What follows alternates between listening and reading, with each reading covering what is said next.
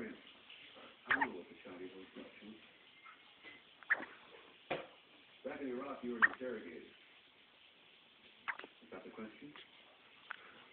Yeah. A long time ago, I was. You haven't lost your touch. Why was I interrogating you?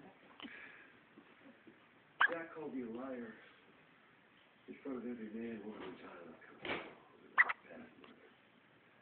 Maybe there's a part of you that thinks maybe there isn't a plane out here at all.